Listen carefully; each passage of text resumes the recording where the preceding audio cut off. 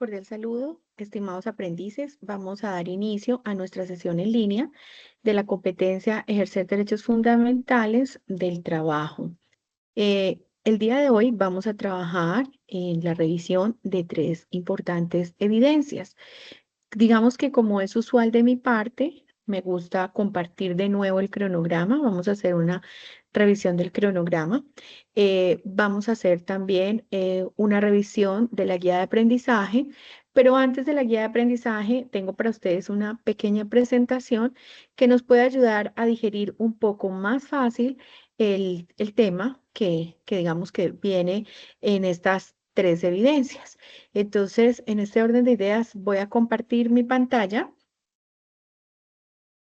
esperando que ustedes puedan tener acceso a esta grabación con posterioridad, entendiendo pues que no siempre están tan disponibles respecto a todas las actividades que ustedes tienen, pero deseando de todo corazón que ustedes se puedan emocionar con mi competencia tanto como yo lo hago.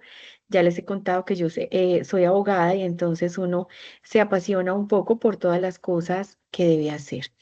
En este momento les estoy compartiendo el cronograma. En el cronograma hay tres evidencias: foro sobre el convenio colectivo del trabajo y la libertad sindical. Él tiene una apertura el lunes 27 de abril. Sabemos que en este momento, por algunas instrucciones que tenemos desde coordinación, hemos tenido unas fechas un poquitico atrasadas. Recordemos también que esta competencia, como yo se los decía a ustedes, tiene muchísimas evidencias, entonces digamos que es una carga importante también para ustedes y he tratado de hacer como el corte en la medida que se han venido haciendo las aperturas. Este foro sobre el convenio colectivo del trabajo cerrará el próximo lunes 11 de mayo, de tal suerte que ustedes tienen todavía la oportunidad de participar en él sin mayores inconvenientes. Tendremos la presentación de un gráfico sobre la negociación colectiva y ya vamos a entender un poco qué significa la negociación colectiva del trabajo. También cierra el 11 de mayo. Eh, Perdón, para cerrar el lunes 4 de mayo, pero pues ustedes saben que tenemos allí una gabelita para poder seguir subiendo las evidencias y tenemos la infografía sobre la huelga, que también cerraría entonces el próximo jueves 7 de mayo.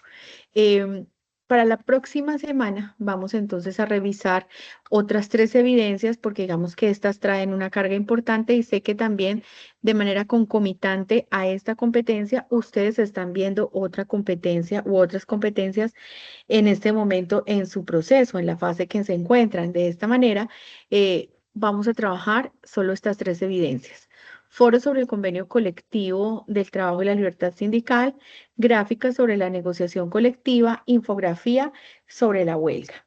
Entonces, voy a pasar a la siguiente presentación. Perdónenme un momentico, por favor. Paso a la siguiente presentación.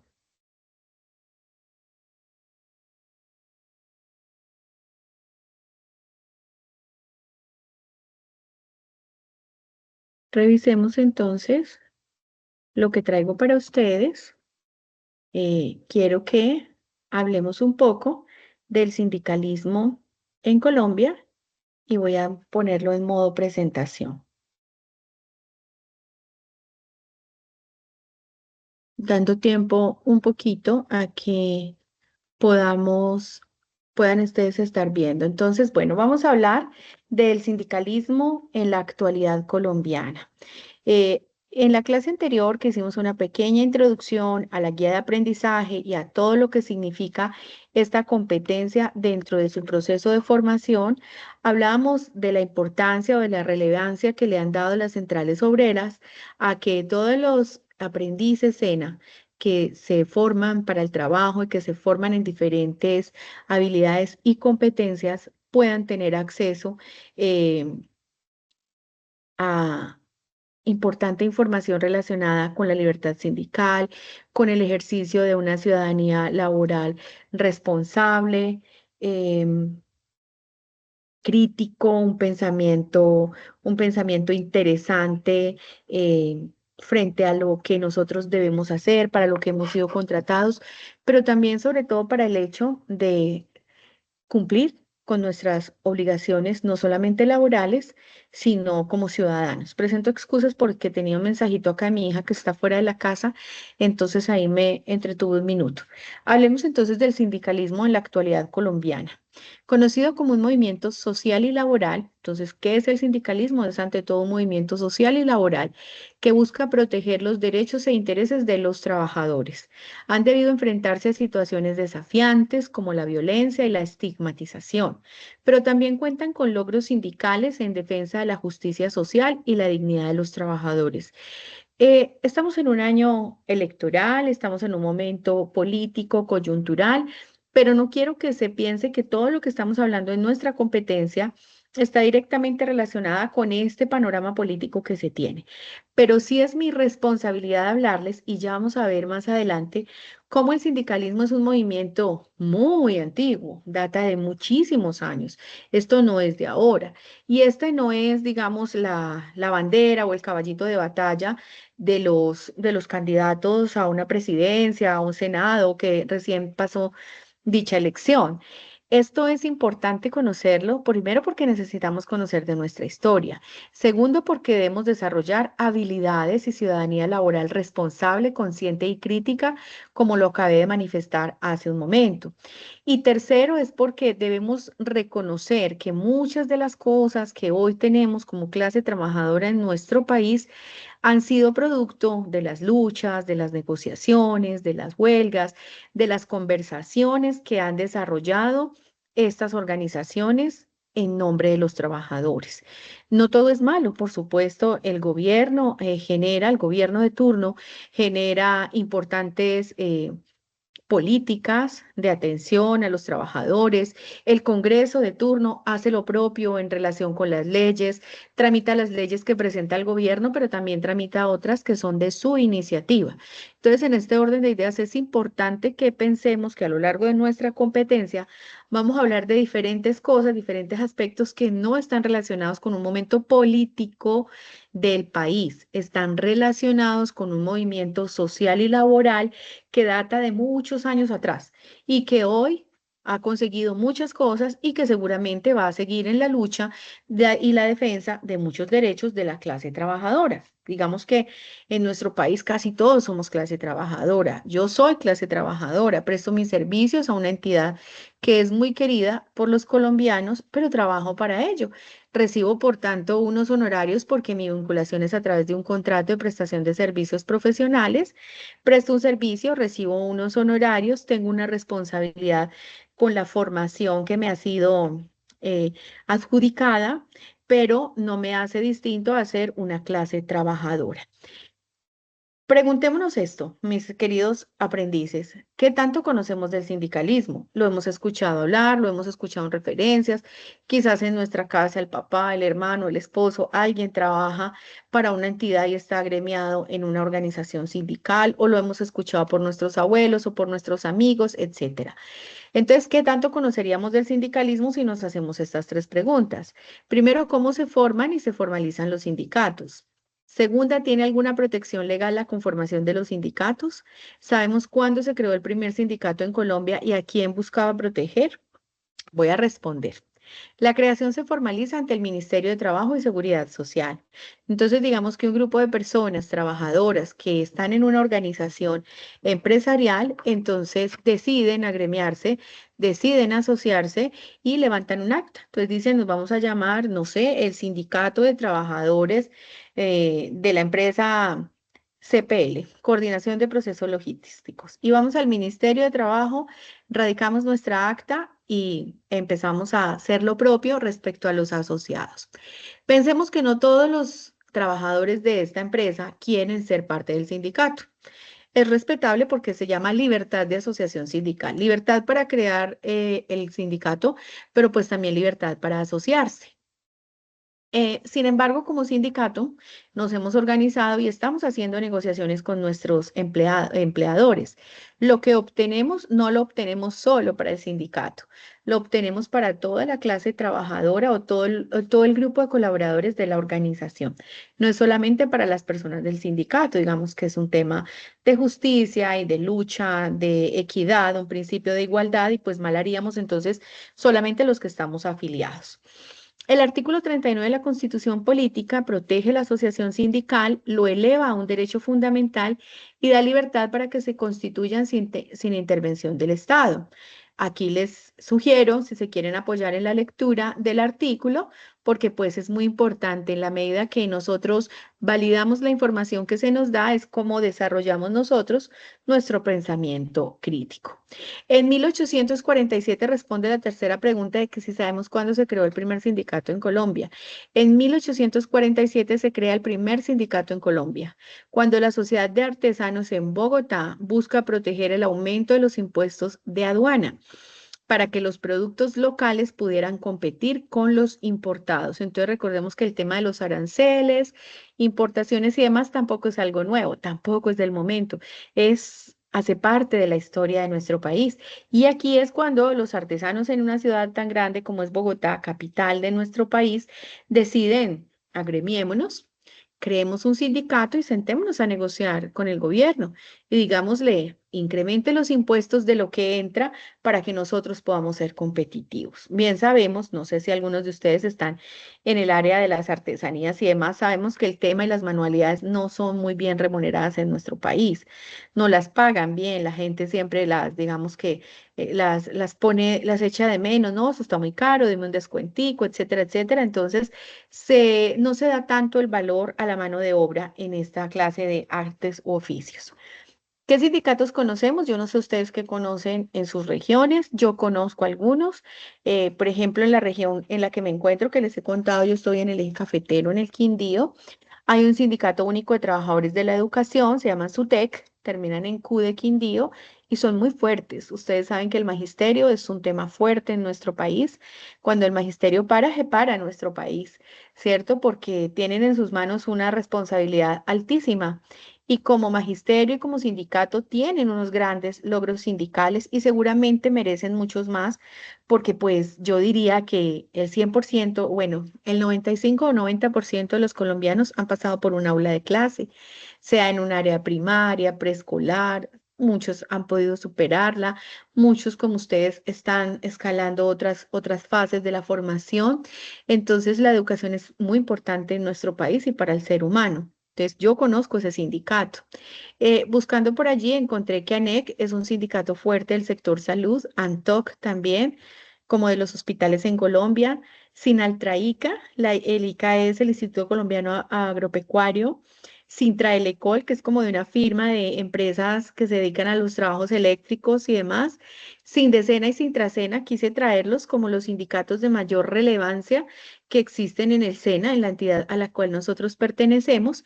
Los primeros son como de los servidores públicos, instructores, administrativos, y los otros son los trabajadores de base, como los trabajadores de campo, los oficiales de mantenimiento, aseadoras y demás, pero son sindicatos fuertes en nuestra institución. Hablemos un poquito de qué es una negociación colectiva de trabajo. Entonces dice que es un diálogo social donde ambas partes buscan llegar a acuerdos colectivos que regulen aspectos como salarios, jornada laboral, vacaciones, seguridad y salud en el trabajo, prestaciones sociales legales y extralegales o condiciones de despido. Y habrán algunos beneficios adicionales. Eh, Cuando hablamos de salarios, bueno, es importante que se cumplan los mínimos, los de ley. Pero a veces hay empresas del orden público que tienen unos presupuestos que pueden pagar un poco más. Pero también hay otras cosas que se pueden negociar en el marco de la negociación colectiva. Quiere decir que este grupo de sindicatos, de representantes del sindicato con los empleadores se sientan a negociar conjuntamente, a hacer peticiones y a acceder a las peticiones o negarlas. Hay salarios, por ejemplo, emocionales, donde dicen que el día de mi cumpleaños yo no voy a trabajar. Si cae entre semana y si cae el fin de semana, me lo dan al día siguiente hábil. Significa que ese día no voy a trabajar, no es un permiso, no me van a descontar, no es una licencia, no es una incapacidad, es un salario emocional, es un beneficio y en la gran mayoría de veces estos son aspectos que se logran a través de las negociaciones colectivas. Hablábamos la semana pasada que el derecho laboral tiene dos grandes vertientes, el derecho laboral individual y el colectivo. El individual regula mi relación con mi jefe, contrato de trabajo, salarios y demás, y el colectivo es el que regula como tal la relación con el sindicato que representa a un colectivo de los colaboradores.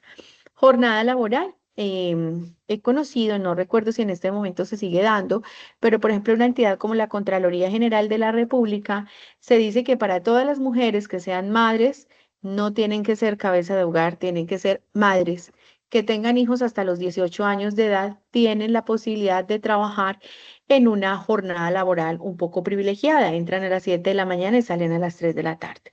¿Cumplen sus 8 horas reglamentarias? Sí, pero a las 3 de la tarde muy seguramente llegan las mamás a la casa, a acompañar a sus hijos a hacer las tareas, a recogerlos, bueno, de muchas cosas. Jornada laboral, importante, una negociación dentro de una organización laboral, organización empresarial y que beneficia a todos. Vacaciones. Podríamos pensar que las vacaciones son 15 días hábiles de acuerdo a lo que dice la ley, pero dependiendo de la actividad que desarrollemos, del nivel de productividad que tenga la empresa a la cual pertenezcamos, nos podrían decir, se ha conseguido que a través del sindicato, a través de la negociación colectiva de trabajo, se ha conseguido entonces que las vacaciones se extiendan por 2 o 3 días hábiles más. Seguridad y salud en el trabajo son condiciones importantes, prestaciones legales, legales y extralegales, prestaciones sociales legales y extralegales, como si se tiene un hijo, como si hay beneficios de estudio para los hijos, bueno, muchas cosas. Condiciones de despido, en qué condiciones se van a dar los despidos en una empresa, se van a tener en cuenta no solamente los mínimos que establece la ley, que son la edad, incapacidades y demás, sino que se van a tener en cuenta otros aspectos importantes, o sea, eso también hace parte de la negociación y algunos beneficios adicionales. Bueno, lo dejo para que ustedes puedan pensar en cuántos otros beneficios podríamos tener como clase trabajadora. El objetivo de la negociación colectiva es siempre garantizar mejores condiciones laborales, resolver conflictos de forma pacífica y equilibrar el poder entre empleadores y trabajadores. Su resultado es una convención colectiva de trabajo o un acuerdo colectivo que tiene fuerza de ley entre las partes.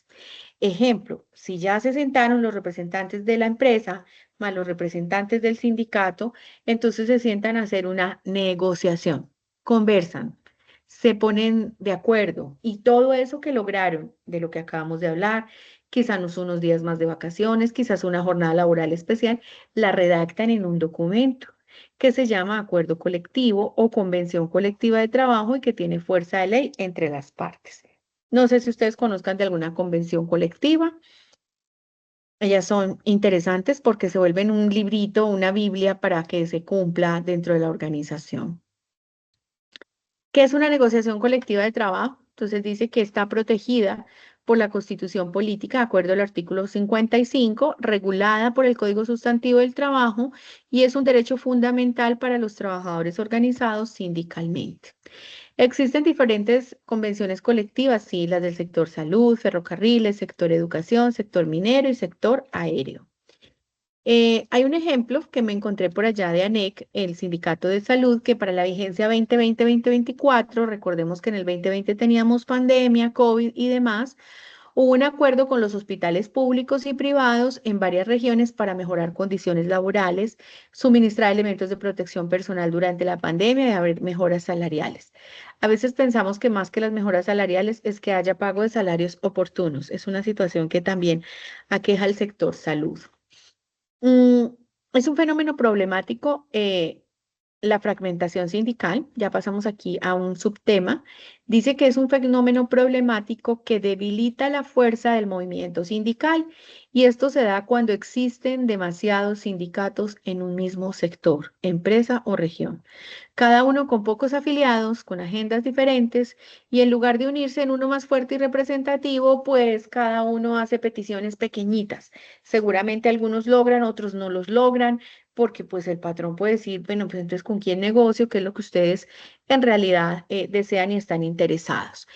Esa fragmentación sindical, o sea, cuando hay muchos sindicatos en el mismo sector o aún en la misma empresa, debilita la fuerza representativa de la asociación sindical. Y de esta manera, pues debilita la negociación colectiva, porque significa que en una mesa se sientan varios a pedir. Los empleadores negocian con múltiples sindicatos pequeños, lo que le da más poder frente a los trabajadores divididos.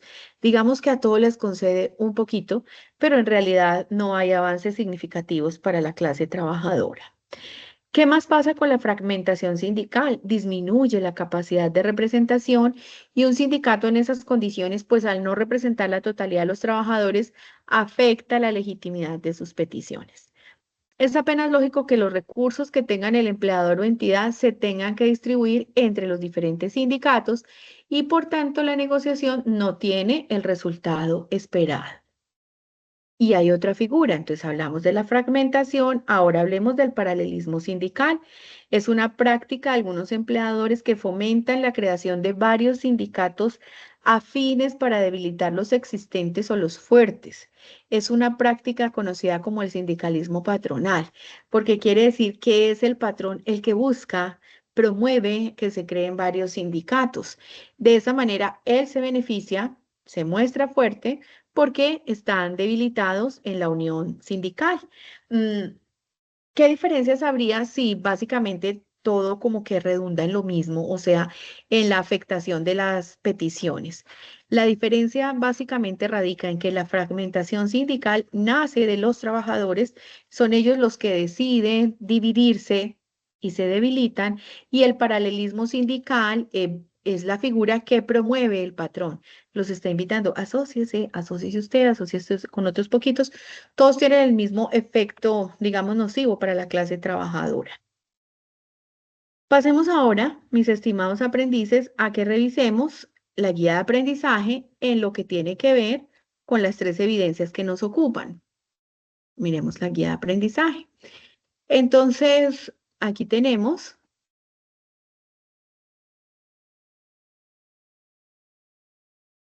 esta es la evidencia inmediatamente anterior. Aquí tenemos foros sobre el convenio colectivo del trabajo y la libertad sindical. Retomemos entonces un poco lo que hablábamos al lado de los derechos laborales individuales. Existe otra categoría de derechos que ya no toca solo con la persona que presta sus servicios personales de manera subordinada, sino también con las garantías y derechos tendientes a mejorar las condiciones de los trabajadores como agrupación. En general, el derecho a asociación es la prerrogativa de la que gozan todos los individuos de unirse y organizarse para defender o alcanzar intereses comunes. Por tanto, hay diferentes formas diversas formas de asociaciones, tales como las cooperativas, sociedades mercantiles, ONG, etcétera. El derecho colectivo del trabajo, que garantiza el derecho a la asociación sindical, es quizás una de las expresiones más importantes del derecho a asociación, pues regula las relaciones entre los trabajadores o empleadores organizados con los demás sujetos del mundo del trabajo y la sociedad, en procura de lograr relaciones de trabajo justas que reivindiquen la dignidad humana y el progreso social. Van a analizar entonces lo siguiente sobre convenio colectivo de trabajo y libertad sindical. Van a responder con sus propias palabras estas preguntas dentro del foro. ¿Qué opina de la organización de los trabajadores en sindicatos? ¿Qué es un convenio colectivo de trabajo? Ya hablamos un poquito de ello. ¿Qué es un conflicto de trabajo? Expliquen por favor la respuesta. ¿Cuál es la definición de la libertad sindical? ¿Cómo construir conciencia para una mejor comprensión de la libertad sindical? ¿Cuáles son los fines del sindicato? ¿Cómo se clasifican los sindicatos? ¿Y cuál es la importancia de la organización sindical para la democracia? Recuerden que ustedes siempre pueden retroalimentar las respuestas u opiniones de otros compañeros. La siguiente evidencia es el gráfico sobre la negociación colectiva. Entonces, si ya me agrupé, si ya tengo la posibilidad de sentarme a hablar con mi empleador, tengo la capacidad de sentarme a negociar, a pedir a que él me dé o al que él me niegue y llegar a un buen acuerdo para todos los afiliados, incluida yo, porque estoy dentro del sindicato. Les sugerimos entonces una lectura del componente formativo. Ya tuvieron también ahorita la posibilidad de ver algunos aspectos de la negociación colectiva. Van a realizar un gráfico. Ustedes saben que lo pueden hacer manualmente o digitalizado. luego ya lo exportan como una fotografía para poderlo subir. Es mínimo una hoja, máximo dos, y por favor tengan en cuenta como cuáles son los aspectos más relevantes de la negociación colectiva, en qué términos se da, para qué se da, quiénes participan de dicha negociación. Y la tercera evidencia es que van a realizar una infografía sobre la huelga.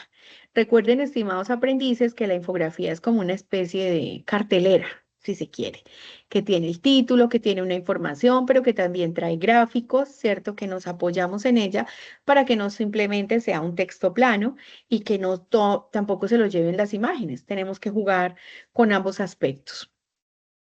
Aquí, en su componente formativo, sobre las organizaciones sindicales, los videos y los documentos anexos, ustedes van a hablar un poquito de cuáles son los hitos históricos de la huelga, qué es el derecho a la huelga, cuáles son las condiciones para el ejercicio del derecho a la huelga y cuáles son las normas nacionales e internacionales que amparan el derecho a la huelga. Voy a, digamos, a anticiparme frente a lo que ustedes puedan leer o analizar, y está el hecho de, si yo me senté y negocié, si tengo unos derechos extralegales, o sea, que están por fuera de lo legal, porque lo legal es lo legal y eso no lo tengo que negociar. Eso simplemente busco que se cumpla. Entonces, esos derechos legales, esos derechos extralegales, mi jefe decide no cumplirlos.